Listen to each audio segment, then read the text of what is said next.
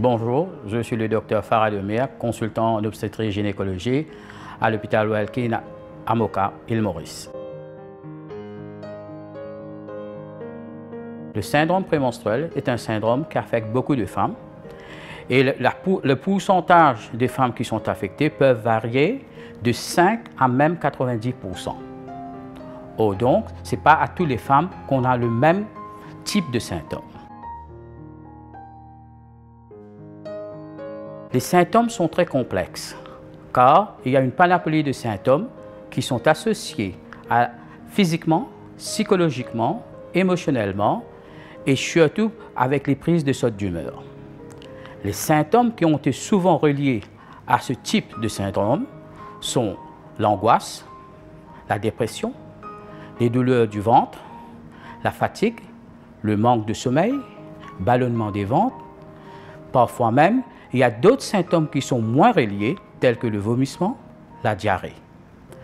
Pour qu'on puisse dire que quelqu'un a le syndrome prémenstruel, il est très important que certains critères soient requis.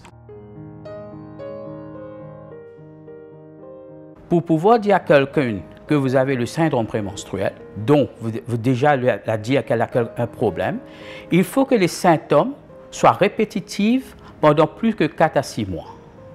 Deuxième, il faut que ces symptômes arrivent après la période d'ovulation et qui se terminent à la fin des règles.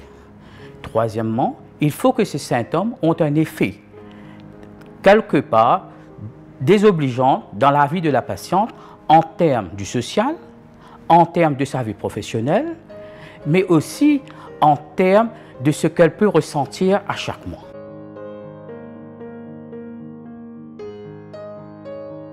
C'est une question qui a été posée multiples fois à tous les professionnels de santé, dont la réponse n'est pas exacte ni claire, car on n'a pas de pathologie, c'est-à-dire de maladie clairement associée à cela. N'empêche qu'il y a toujours des études en cours pour trouver la cause. L'explication qui est pour l'instant la plus acceptable, c'est qu'il y a un débalancement entre les hormones sexuelles et aussi des produits sécrétés par le cerveau, tels que le sérotonine. Et c'est cette imbalance entre ces deux composants de produits sécrétés dans le corps qui est parfois due et associée au syndrome prémenstruel.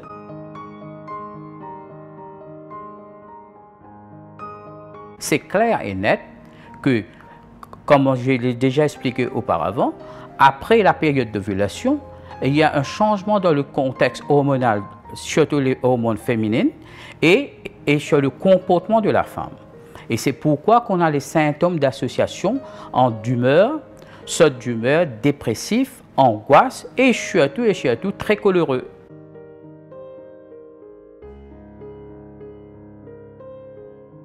Les changements hormonaux ont toujours été associés à des périodes irrégulières et à l'infertilité. Ça demande quand même des investigations très poussées pour en savoir plus. Mais on est très conscient, et c'est très clair, et c'est très documenté, que toutes les femmes qui viennent avec des problèmes d'infertilité ou des périodes irrégulières sont majoritairement liées à des changements d'hormones ou des imbalancements d'hormones.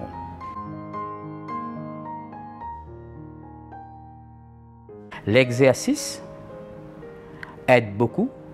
La perte de poids en lui-même corrige beaucoup les effets des hormones de certaines femmes.